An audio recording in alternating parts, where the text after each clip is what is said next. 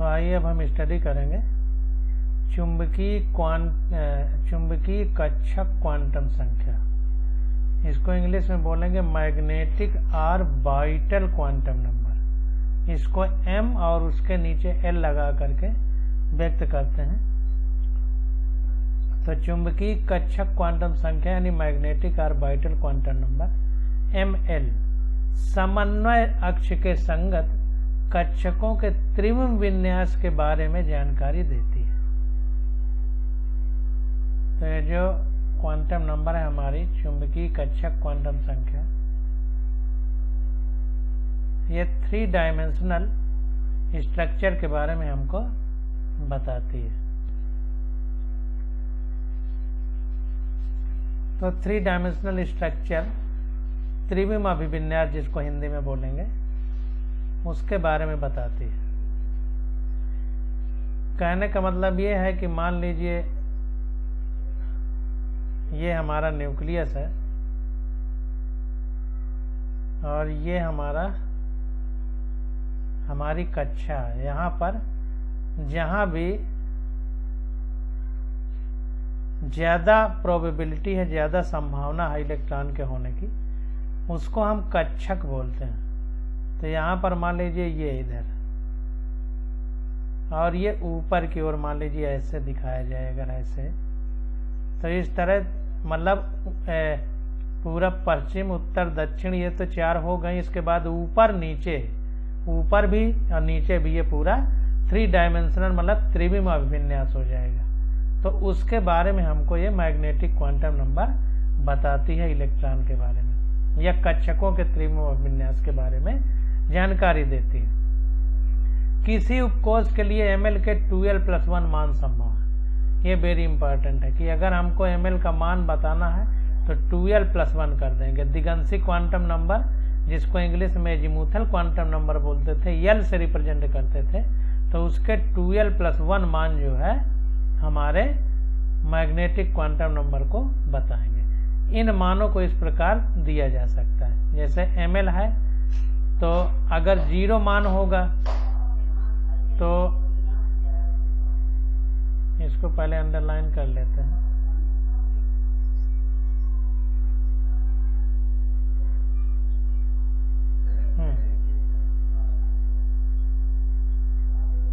तो यहाँ पर देखिए कह रहा है, ये लिख दिया ml = -l या -l+-1 या -l-2 ...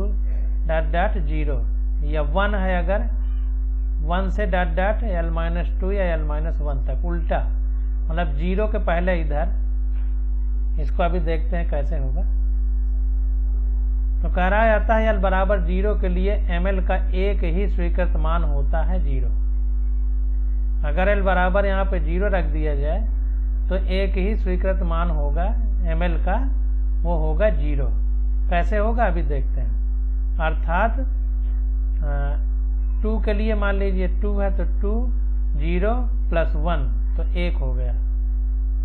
तो ml का एक ही स्वीकृत मान है। l = 0 के लिए ml का एक ही स्वीकृत मान है 0 होता है।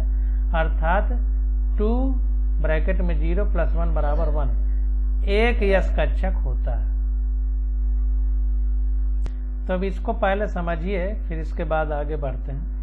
जैसे कह रहा है ml का जो मान होता है ये 2l+1 होता है। अब l = 0 के लिए कह रहा है, तो l बराबर अगर हम 0 लिख देंगे तो 2 × 0 + 1 तो आ जाएगा 1। तो ml = 1 हो जाएगा। तो एक ही मान है, देखिए 1। इस तरह से हम लोग निकालेंगे। यहाँ पर देखिए करके भी दिखाया। अतः l = 0 के लिए ml का एक ही स्वीकृत मान 0 होता है। अर्थात 2 l की जगह 0 रख दिया, +1 यानी 1 आ गया। और ये जो 1 आया इसका मतलब ये है कि एक यस कक्षक होता है। जैसे yes, p, d, f, g, h हमने कक्षक के देखिए नाम दिए हैं यहाँ। l के मान अगर 0 होगा तो यस कक्षक, देखिए यस कह दिया ना। अगर 1 होगा तो p, इसी तरह d, इसी तरह f, इसी तरह g, इसी तरह h। ऐसे लिखेंगे। आगे जब क्वेश्चन करेंगे तो आपको बड़े अच्छे से समझ में आएगा। यल बराबर 1 के लिए अब देखिए यल बराबर अगर 1 होगा तो ml बराबर 2l प्लस 1 है, l बराबर 1 होगा तो 2 इंटू 1 प्लस 1 हो जाएगा, इसका मतलब 3 हो जाएगा। तो अब हम ml को इस तरह लिखेंगे, l बराबर 1 है तो -1 0 कामा प्लस 1, 3 मान हो गए, ml के 3 मान होंगे, मतलब l बराबर -1 0 प्लस 1, इसीलिए इस तरह लिखा है। देखिए पहले ml में माइनस से शुरू किया है, -l -1 मतलब 1 घटा के, ऐसे -1 है, अब -1 में -1 कर देंगे तो 0 बचेगा ना, तो वही यहाँ पर अगर l बराबर 1 माना जाएगा तो -1 होगा, तो -1 हो गया। यहाँ पर l बराबर 1 रखा जाएगा तो माइनस लगा 1 -1 हो जाएगा, तो 1 में 1 गया 0 तो 0 हो जाएगा। इधर -2 तो +1 में -2 जाएगा तो -1, मतलब इसी तरह से -1 0 प्लस 1 ऐसे 3 वैल्यू हो जाएगी। तो इसीलिए देखें यहाँ पर कह रहा है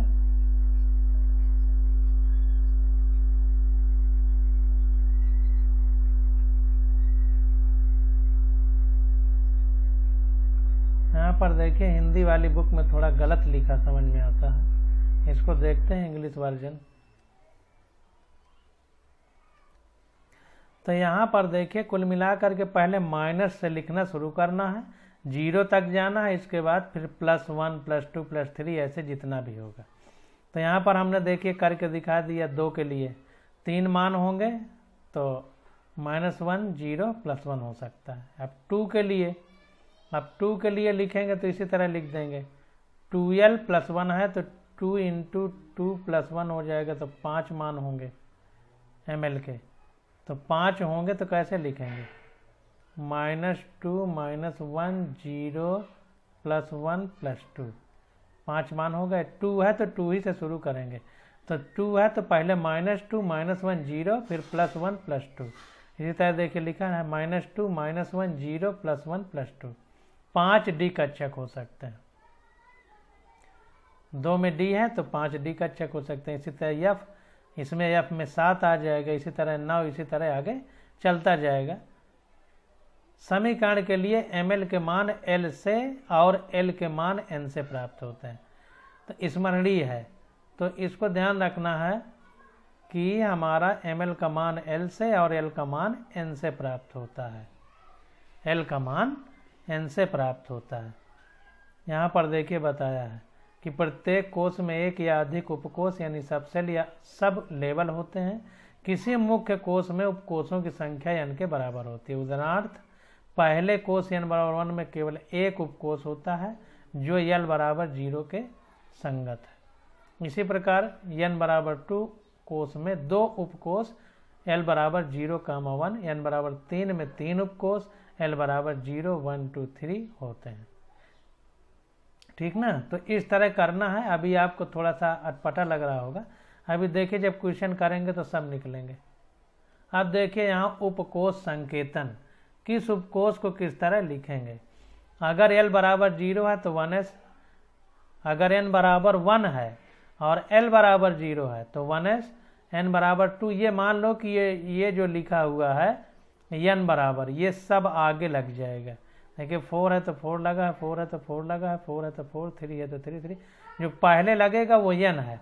अभी s, p और d, f में समझना है, अगर 0 है तो यस हो जाएगा, 2 के साथ 0, 0 का मतलब यस, 1 का मतलब p, 0 का मतलब यस, 1 का मतलब p, 2 का मतलब d, 0 का मतलब यस, मतलब 1 2 3 4 जैसे लिखा था तो वैसे क्रम से 0 के लिए यस, 1 के लिए p, d के लिए 3 ऐसे लिखते चले जाना।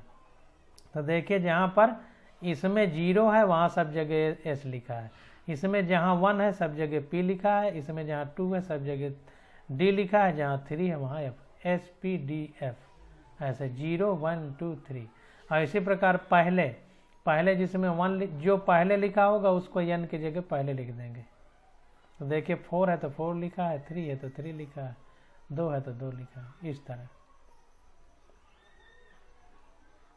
अब देखते हैं किसी परमाणु में प्रत्येक कक्षक यानी ऑर्बिटल n, l और ml मानों के समुच्चय द्वारा परिभाषित किया जाता है। तो इनका जो समुच्चय मतलब संगठन है, मतलब सब के द्वारा NLM सब मानों के साथ इस कक्षक को व्यक्त करते हैं। अतः क्वांटम संख्याओं NL बराबर 2, L बराबर 1, ML बराबर 0 द्वारा वर्णित कक्षक ऐसा कक्षक होता है जो दूसरे कोष के P उपकोष में होता है। अब देखें L बराबर 1 है, इसका मतलब P, L बराबर 0 होता तो यस।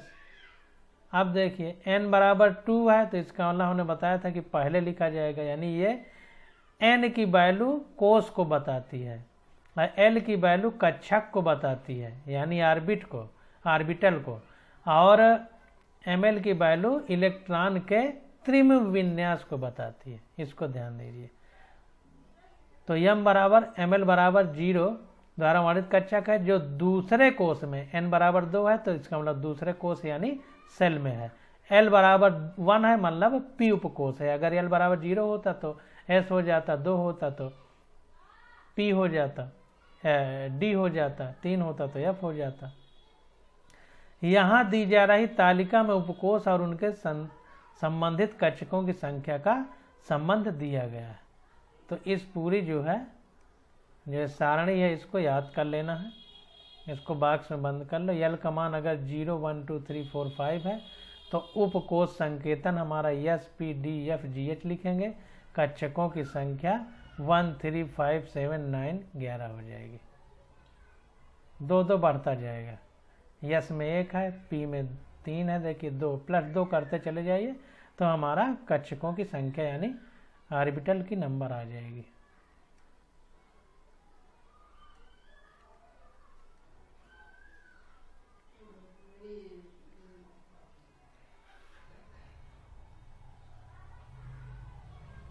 नंबर ऑफ ऑर्बिटल्स, कक्षक मतलब ऑर्बिटल। अब देखिए इलेक्ट्रॉन प्रचक्रण।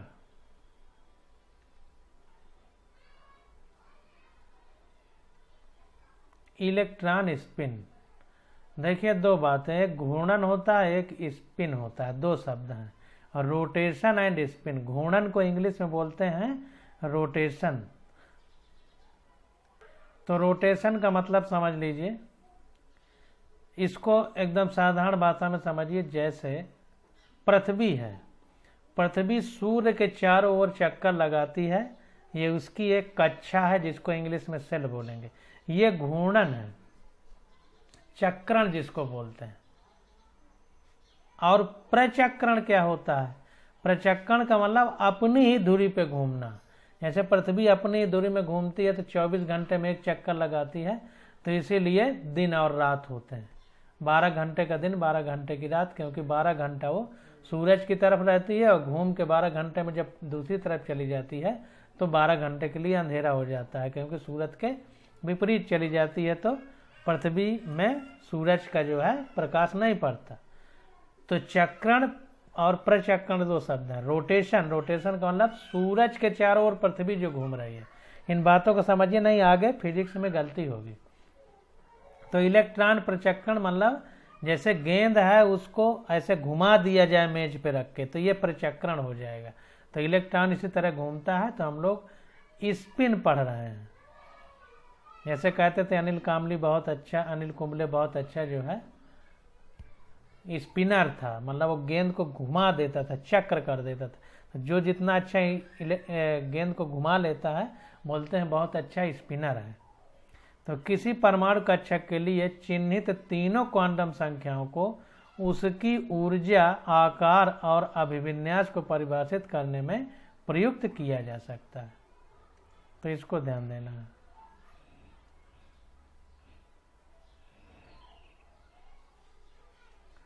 अब देखिए, चूंकि कह रहा है किसी परमाणु कक्षक के लिए ऑर्बिटल मतलब कक्षक मतलब ऑर्बिटल चिन्हित तीनों क्वांटम संख्याओं को उसकी ऊर्जा, आकार और अभिविन्यास को परिभाषित करने में प्रयुक्त किया जा सकता है। लेकिन बहु इलेक्ट्रॉन परमाणुओं में देखे गए रेखा स्पेक्ट्रा की व्याख्या करने में एक क्वांटम संख्याएं पर्याप्त नहीं है। इनमें कुछ रेखाएं द्विक जिनको बोलते हैं, 2 रेखाएं पास पास जो हैं, तथा कुछ रेखाएं त्रिक 3 रेखाएं पास पास होती हैं।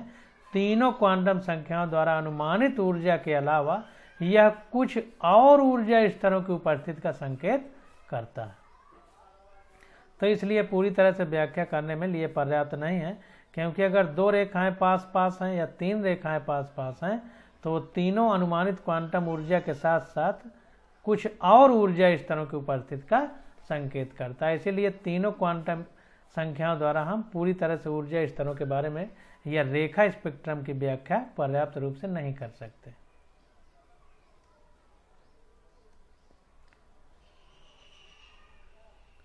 सन 1925 में जॉर्ज उहलेनबैक और सैमुअल गाउडस्मिट ने एक चौथी क्वांटम संख्या की उपस्थिति प्रतिपादित की, जो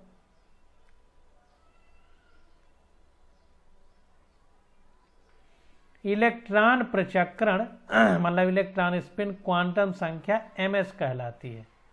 तो इसको जो पीछे हमने बताया था उसको और इसको पूरे को अंडरलाइन कर लीजिए। एक इलेक्ट्रॉन अपने कक्ष पर ठीक वैसे ही प्रचक्रण यानी स्पिन करता है जैसे सूर्य के चारों ओर चक्कर काटते समय पृथ्वी अपने अक्ष पर प्रचक्रण करती है। देखिए जो हमने उदाहरण बताया वही उसने यहाँ पे लिख दिया। दूसरे शब्दों में इलेक्ट्रॉन में आवेश और द्रव्यमान के अतिरिक्त नैज यानी इंट्रिंसिक प्रचक्रण कोणीय संवेग होता है। इंट्रिंसिक का मतलब एक शब्द होता है इंट्रिंसिक, एक शब्द होता है एक्सट्रिंसिक। इंट्रिंसिक का मतलब उसका निजी, इसीलिए नैज कह रहा है। एक्सट्रिंसिक का मतलब किसी दूसरे के द्वारा उसमें उत्पन्न होना। इलेक्ट्रॉन का कोणीय संवेग एक सदिश वेक्टर राशि है। संवेग, वेग, त्वरण, बल ये सब सदिश राशियां हैं, आगे हम पढ़ेंगे। तो वही कह रहा है इलेक्ट्रॉन का कोणीय संवेग एक सदिश राशि है। इसके किसी चुने हुए अक्ष के सापेक्ष 2 अभिविन्यास हो सकते हैं। इसको ध्यान देना है कि 2 अभिविन्यास यानी ओरिएंटेशन हो सकते हैं, जिनमें प्रचक्रण क्वांटम संख्या ms के द्वारा भेद किया जा सकता है। अब देखिए ms को एक को +½ लिखा, दूसरे को -½ लिखा। इन्हें इलेक्ट्रॉन की 2 प्रचक्रण अवस्थाएं यानी स्पिन स्टेट भी कहते हैं। अब इसको हम थोड़ा सा समझा देते हैं। देखिए कक्षक को इस तरह व्यक्त किया जाता है, जैसे यस में 1 कक्षक है, पी में 3 है। तो मान लीजिए हमने पी ले लिया, तो ये पी है ऑर्बिटल। तो इसमें इलेक्ट्रॉन इस तरह चक्कर करते हैं, इसलिए इसको आधा एरो से दिखाया जाता है, क्योंकि इसकी वैल्यू आधी लिखी गई है, +½ या -½ तो ये आधा एरो का मतलब ये है जैसे इस इधर जो है स्पिन उसको अगर हम +½ मानेंगे तो इधर उल्टा है तो इसको -½ मानेंगे। देखिए इसको भी -½ बोल सकते हो, तब ये +½ हो जाएगी। कोई दिशा या उसका कोई मान नहीं है, जिसको भी आप एक तरफ प्लस मानेंगे तो दूसरी तरफ वाले को माइनस मानना पड़ेगा। इसी तरह इसमें भी हो जाएगा। तो इस तरीके से हम लोग इनको व्यक्त करते हैं। तो देखिए वही कह रहा है कि विभिन्न ms मान वाले 2 इलेक्ट्रॉन, एक +½ तथा दूसरा -½ विपरीत प्रचक्रण वाले कहलाते हैं। जैसी बात है चक्कर विपरीत है, इसलिए एक को प्लस नाम दिया जा रहा है, एक को माइनस। किसी कक्षक में 2 से अधिक इलेक्ट्रॉन नहीं हो सकते। ये पीछे भी हम लोग पढ़ चुके हैं कि किसी कक्षक में 2 से अधिक इलेक्ट्रॉन नहीं हो सकते। इन दोनों इलेक्ट्रॉनों का विपरीत प्रचक्रण होना चाहिए, जैसा अभी हमने बताया। इनका प्रचक्रण जो स्पिन है वो उल्टा होनी चाहिए। अगर विपरीत नहीं होगी तो स्थायी रह ही नहीं सकता कक्षक, वो विपरीत हो करके एक दूसरे को निरस्त कर देते हैं, एक दूसरे के प्रभाव को।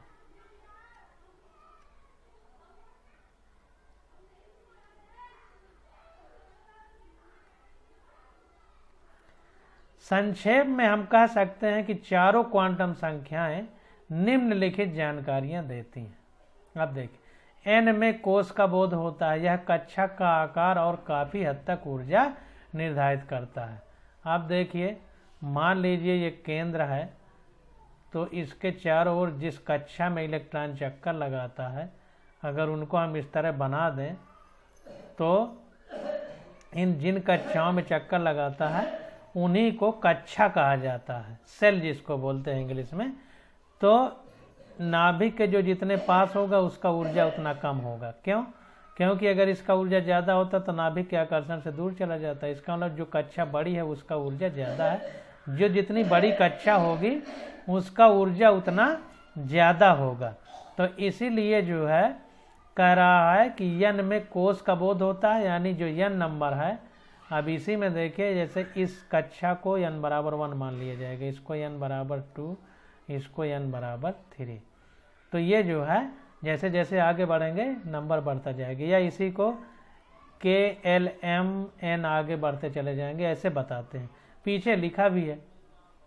तो वही कह रहा है कि ये कक्षा n कोष का बोध होता है, इसके साथ साथ कक्ष का आकार और काफी हद तक ऊर्जा बताता है। आकार मतलब ये आकार देखिए छोटा है आकार में, ये दूसरी कक्षा आकार में बड़ी है, ये और बड़ी है। तो आकार और कोष हमको बताता है कि किस कोष में है, पहले में है कि दूसरे में है कि तीसरे में। तो ये हमको n नंबर बताती है। आगे कह रहा है nth कोष में n उपकोष होते हैं। nth कोष में n उपकोष मतलब सब सेल होते हैं। L कक्षक की आकृति बताता है। जो यल होता है हमारा वो कक्षक की आकृति बताता है। प्रत्येक प्रकार के आकृति इसलिए बताता है क्योंकि जो S P D F ये उपकोष हैं और कक्षकों की संख्या इनमें 1 3 5 7 9 11 है। तो इनकी अभी आगे आएगी, जैसे शेप क्या है इनका आगे लिखा होगा। तो इसीलिए कह रहा है L कक्षक की आकृति बताता है। प्रत्येक प्रकार के उपकोष में 2l+1 कक्षक होते हैं। ये हम लोग पीछे पढ़ ही चुके हैं। अर्थात प्रत्येक उपकोष में एक यस कक्षक, 3 पी कक्षक, 5 डी कक्षक हो सकते हैं। ये देखिए लिखा है 1 3 5, एक यस कक्षक, 3 पी कक्षक, 5 डी कक्षक हो सकते हैं। एल कुछ हद तक बहु इलेक्ट्रॉनिक परमाणु के कक्षक की ऊर्जा का भी निर्धारण करता है। कुछ हद तक देखिए, ध्यान दीजिए, ज्यादा नहीं कुछ बताता है, कुछ हद तक जो है ऊर्जा को बताएगा। वो जब हम आगे क्वेश्चन करेंगे तो ऊर्जा के बढ़ते हुए क्रम में जो पीछे लिखा था कक्षकों इलेक्ट्रॉनों को भरते हैं, तो जब भरेंगे तब हम बताएंगे कि इसकी ऊर्जा देखो कम है, इसकी ज्यादा है। एमएल कक्षक के अभिविन्यास को प्रदर्शित करता है। चूंकि मैग्नेटिक है तो ये त्रिविम में मतलब स्पेस में खाली जगह में अंतराकाश में जो हमारा इलेक्ट्रॉन है उसका ओरिएंटेशन क्या है उसके बारे में हमको, अभिविन्यास क्या है, पूरा पश्चिम उत्तर दक्षिण ऊपर नीचे किधर है, तो ये हमारा मैग्नेटिक क्वांटम नंबर या एमएल बताता है। एल के दिए गए सभी मानों के लिए एमएल के 2l+1 मान हो सकते हैं। इतनी ही संख्या प्रत्येक उपकोष में कक्षकों की होती है। इतनी ही संख्या प्रत्येक उपकोष में कक्षकों की होती है। इतनी ही संख्या ऑर्बिटल्स की भी होती है जितनी एमएल की होगी। अर्थात इसका अर्थ यह है कि कक्षकों की संख्या उनके अभिविन्यासों के तरीकों के बराबर होती है। तो जो कक्षक होते हैं उनकी संख्या उनके अभिविन्यासों के तरीकों के बराबर होती है। इलेक्ट्रॉन के प्रचक्रण के अभिविन्यास को एमएस बताता है। अभी ऊपर हमने पढ़ा है, तो सारी चीजें आ गई इसमें जो लिखा गया। अब देखिए एग्जाम्पल है, इसी एग्जाम्पल से आपको सारे एग्जाम्पल से अब समझ में आ जाएगा। कह रहा मुख्य क्वांटम संख्या n बराबर 3 से संबंधित कक्षकों की कुल संख्या क्या होगी। तो हमसे यल पूछ रहा है। तो n बराबर 3 के लिए यल के कितने मान हो सकते हैं? यल के 0 1 तथा 3 मान हो सकते हैं। n बराबर 3 है, इसका मतलब 3 होंगे। तो n बराबर 3 के लिए यल के 0 1 तथा 2 मान हो सकते हैं। n-1 लिखा जाता है, 0 से n-1 ऐसे लिखा जाता था। इसलिए एक 3s कक्षक होता है जिसके लिए n बराबर 3, l बराबर 0 और ml बराबर 0 होता है। तो अब इसको समझना है। एक 3s कक्षक के लिए देखिए 3 है तो हमने बताया था कि जो पहले लगा होगा वही n को बताएगा, ठीक ना। और जो यस है अभी हमने पढ़ा था पीछे कि यस पी डी एफ इतना हम बता रहे हैं। तो एस के लिए एल की वैल्यू 0 1 2 3, ठीक ना। तो अब एल बराबर 0 है तभी ये यस है। तो 3 यस है, इसका मतलब इसके लिए यल बराबर हमारा 0 होगा। क्यों? क्योंकि यस के लिए यल बराबर 0 होता है, ये पीछे सारणी में पढ़े। अब देखिए ml हमारा कितना होगा, ml हमारा कितना होगा मैग्नेटिक क्वांटम नंबर, तो वो भी 0 होगा, क्योंकि अभी हमने पीछे वही पढ़ा कि जो ml के मान होंगे वही l का मान हो गए। देखिए पीछे पढ़े, इसका अर्थ है कि कक्षकों की संख्या उनके अभिविन्यासों के तरीकों के बराबर होती है। कक्षकों की संख्या उनके अभिविन्यासों के तरीकों के बराबर, तो ml हमारा अभिविन्यास ही बताता है, तो इसलिए l बराबर 0 तो ml बराबर 0 होंगे। 3 p कक्षक होते हैं। अब 3 p कक्षक होंगे तो देखिए 3 कह रहा है ना, तो जो पहले होगा वो n होगा, तो n बराबर 3 है। अब p के लिए l की वैल्यू 1 होती है, तो इसमें देखेंगे अब 3p कह रहा है, 3p तो जो पहले लगा होगा वो n होगा, तो n बराबर 3 हो गया। अब s के लिए l की वैल्यू 0 होती थी, p के लिए 1 होती थी, तो l बराबर 1 हो गया। देखिए l बराबर 1।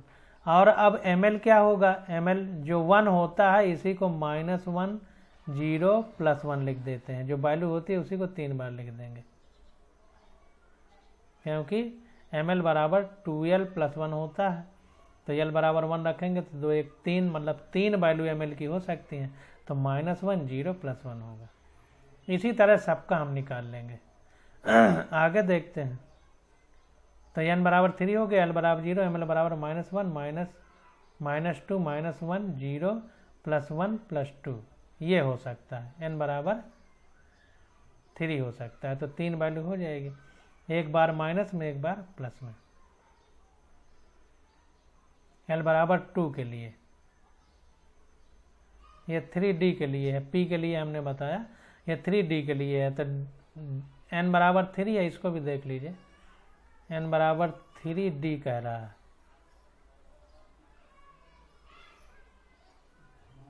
थ्री डी के लिए n बराबर हमारा 3 हो जाएगा। अब d कह रहा है तो l कितना हो जाएगा, s के लिए 0 होता है, p के लिए 1 होता है, d के लिए 2 हो जाएगा, तो l बराबर 2 हो जाएगा। अब ml बराबर 2l + 1 होता है, तो 2 रखेंगे l की जगह, तो 2 दूनी 4 1 5 हो जाएगा, 5, तो इसके 5 मान होंगे, तो l बराबर 2 से ही हमको शुरू करना है, तो +2 +1 0 -1 -2 1 2 3 4 5 मान हो जाएंगे ml के। तो इस तरह हमको लिखना है। अब आगे क्या कह रहा है, इसलिए कक्षकों की कुल संख्या बराबर 1 + 3 + 5 बराबर 9 हो जाएगी। कक्षकों की संख्या, इसी को n² से निकाल सकते हैं, इसी को n² से निकाल सकते हैं।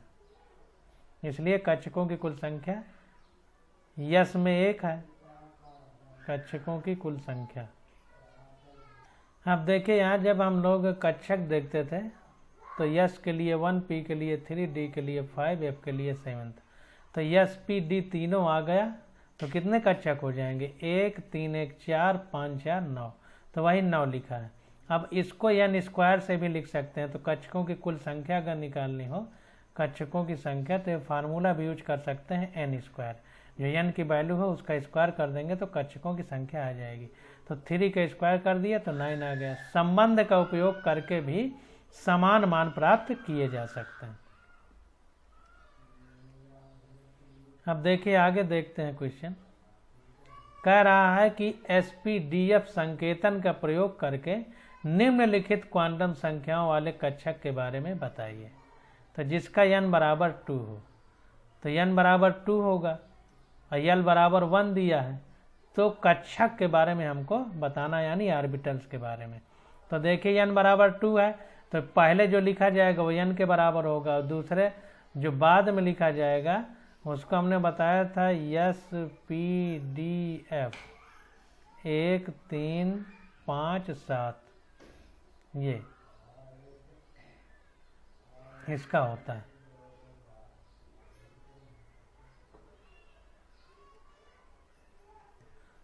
इसको गलत लिख रहे हैं,